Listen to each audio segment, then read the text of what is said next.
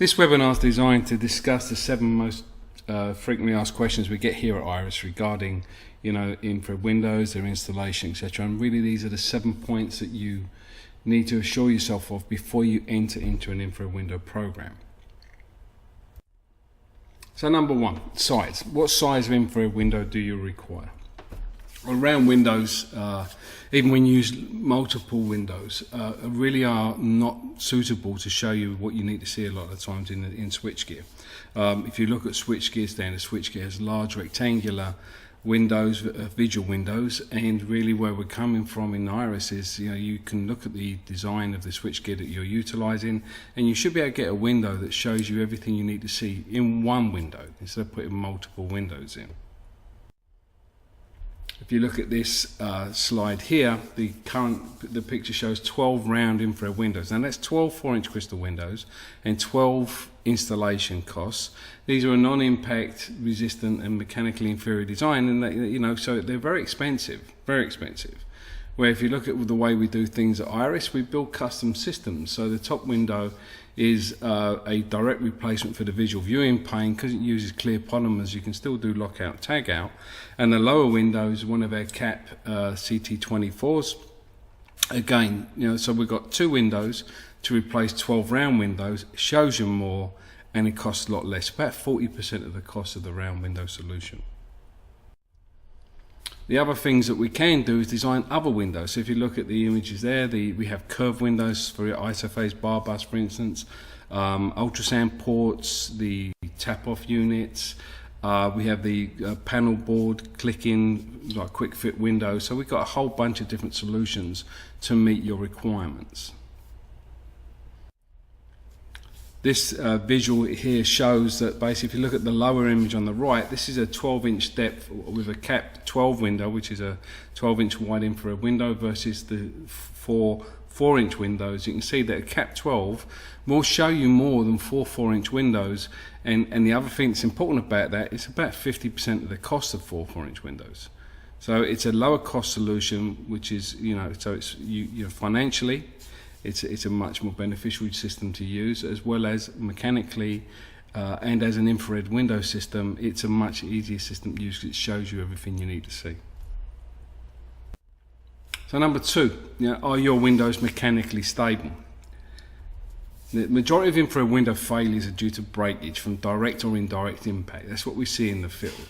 So make sure that the window you're going to utilize meets the requirements of UL 1558 or IEEE C3720.2 section A.3.6. But this testing should be done covers open. So one of the problems that we see with, for instance, the IEEE C37 standard, this is a standard for visual viewing panes fitted in switchgear above 1 kV, where there's a mandatory impact test requirements from both sides of the window, and it clearly states that it mustn't crack, shatter or dislodge. Well, all of our crystal units on any crystal unit cannot take a direct impact test. So that cannot meet this standard. The UL 1558 standard, which is the twice the load and twice the impact of the IEEE, can be done with the cover fitted.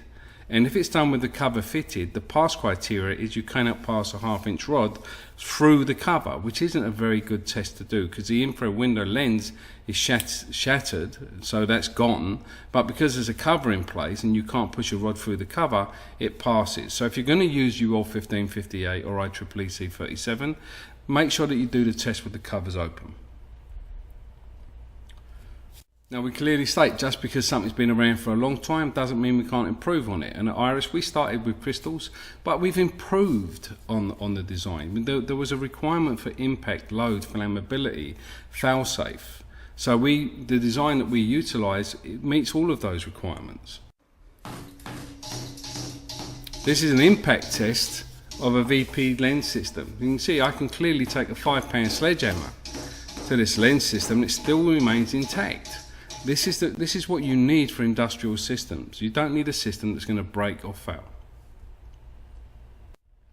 Another question, number 3, are the windows environmentally stable? And as I've said earlier, the crystal windows are hygroscopic. That means they absorb water, acids and alkalis from the atmosphere around them. And that blocks the infrared transmission from the crystal. So that's a big problem, because if the transmission is changing, How do you know what settings to put on your camera? So we always say, that you need something that isn't going to let you down. And crystals, because of their hygroscopic and fragile nature, will change. The transmission will change. And if that transmission changes, how can you calculate the temperature? So again, we stipulate for industrial infrared windows that crystals don't really work. I mean, on certain websites, you'll see that they recommend that you do calibration checks twice a year, and etc. etc. You can't do that when this is installed in an energized electrical system. You have to put it in, and it needs to be there, and you can check the transmission between services, but you need to be able to rely on it not to change on you. Another problem that we see with crystals is they fog. The actual mass of the crystal.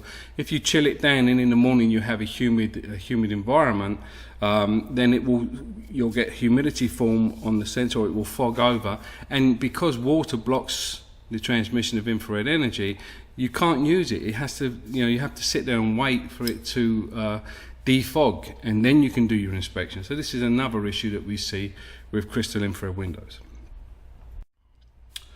Do all the windows have all the relevant testing certifications? Now, there's a whole myriad of test requirements for infrared windows or visual view, and we tend to test our infrared windows to the same standards as visual viewing planes because they've been there for a long time.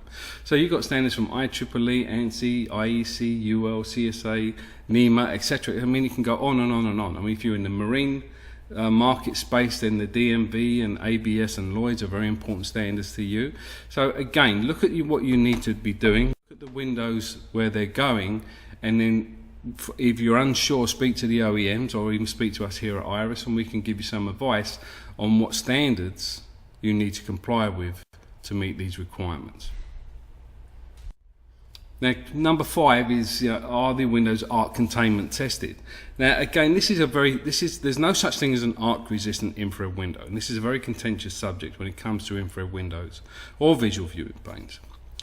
Now, there are a whole bunch of things that we can do with regards to the mechanical testing, bending, flammability, impact, vibration, environmental testing, etc. But the arc containment test is a part of the actual overall system. So when we have arc containment testing, for instance, we've had a whole bunch done in arc resistant equipment. Well, that type of test, when we do it, we see maybe 950 Celsius peak temperatures and at peak pressures of about 25 to 28 pounds, and then a burst valve opens and releases all of that pressure, temperature, etc. So the systems are designed in arc resistant equipment to protect themselves and protect the operator.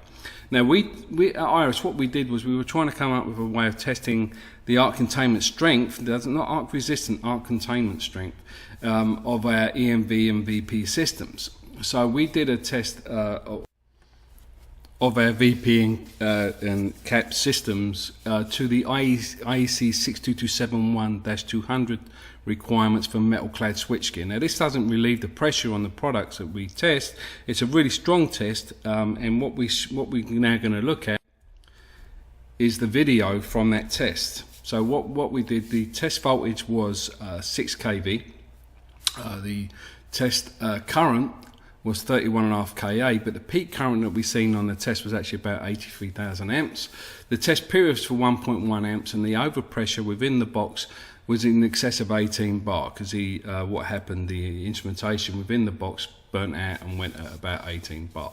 But a really tough test to pass, and this was what we did to prove the arc containment strengths, not arc resistant, arc containment strengths of our VP and CAP series products in metal-clad systems, which would exceed the requirements of any arc-resistant system. Now, number 6, do you have windows, do they have an ID or information tagging system? Now, again, infrared windows are a data collection point for an infrared camera, if you look at it that way. And there's a bunch of information that really the operator would like to have at that window that tells them, the camera transmission, the targets, if there's some history, etc. Now, again, it can be as simple as a write-on label or as complex as what we have in IRIS, which is our eSentry Connect Smart Tag systems. Now, the eSentry Connect Smart Tag system is an NFC tag. You get a free app from IRIS, and these tags are built into our CAP series and custom series as standard. Now you can have a free site-based standalone system, which you can basically look at the inspection information. You can save it to it, equipment data. There's a notes field. You know what the inspection parameters are in there, so the inspector can open that tag, look at everything they need to do with their camera, what they need to inspect, what transmission settings need to be done. So it's a really good tag. And then there's a cloud-based or site-based system that's a subscription-based system, and that enables you to do a whole bunch more. But again, the tagging system could be as simple as a write-on label, or as complex as our eCentry Connect smart tag systems, but you must ensure that you have some element or some way of recording this data locally. Now finally, the most important question I think is the manufacturer's warranties for IR Windows systems. You need to ensure that the warranty system on your window is there. And this is a large investment on behalf of your customer, your own requirements, and also you want to make sure that when you install it, you're going to get accurate data for it. So the warranty or guarantee from the manufacturers is important. Now you will find that any crystal manufacturer, because this is physics, they fail. They fail through impact, they fail for hygroscopic failure. But you'll see that they will offer you manufacturer's defects only against their warranties. They won't offer you a guarantee against the failure of the crystal, because that's a material failure. And if the crystal fails, as it will, then a material failure is not a manufacturer's defects. So you have no way to go on that. So again, what you want to do is look for an unconditional lifetime warranty on the lens system in your infrared windows that you're going to be using, and that you can only get from Iris. So, just as an overview, what to specify? The size of your infrared window system should meet the requirements of your tasks, your needs. Don't put multiple round windows in. Use large format windows or custom windows. It actually, in fact, from a custom window system, you save a lot of money on the install, and you can install a lot more. So if you've got a limited shutdown, custom windows can really help out. Ensure your IR window lens systems are mechanically stable, and suitable for your environment. So if you're working in a heavy industrial environment, you want things that are impact resistant and can meet those requirements. The environmental suitability for the application is very important. If it's very humid or dusty or dank or a lot of high frequency noise around you, make sure that your window's environmentally suited. Now, when you look at the NEMA rating or IP rating, you cannot go down on an IP rating. So if you have an IP67 panel, a weather enclosed panel, your window system has to be IP67 or above. If it's an IP55, then it has to be IP55 or above. But you cannot degrade the panel by putting in a lower environmental rating. Ensure your IR windows meet the test and certification requirements for your application. If you're unsure on this, speak to the OEMs. They'll tell you what you need to know. Or you can contact us here at Iris. We have a myriad of information that we can share with you on this. Review the arc containment test data for your application. Now, a lot of panels, there is no arc containment. So if it's an IP55 panel, which has open grills and vents everywhere, that's not designed to maintain or contain a arc flash event. But again, arc containment is an important thing. It proves to you the strength of the system you're installing. But be very aware, arc containment tested is not arc resistant. Arc resistant does not exist. A core temperature of 35,000 degrees Fahrenheit in an arc flash event, it's coming through a panel if it's close enough. So again, be very aware that arc containment is not arc resistant, because arc resistant doesn't exist. Ensure your IR windows have an information tagging system. As I reviewed with you earlier, it can be as simple as a write-on tag, or as complex as our eCentry Connect systems. Ensure your IR windows are supplied with an unconditional lifetime warranty. This is important. It's a large investment on your behalf, and you want to make sure you're protected. So in summary, your critical asset surveillance program is a valuable resource, and great care needs to be taken when choosing the electrical maintenance safety devices to enable closed panel access for cast equipment, especially when it comes to infrared windows. An infrared window program is a significant investment, and it requires you that you really complete your due diligence, ask the right questions before finalising on the type of lens you're going to use and the sizes of infrared windows that you require.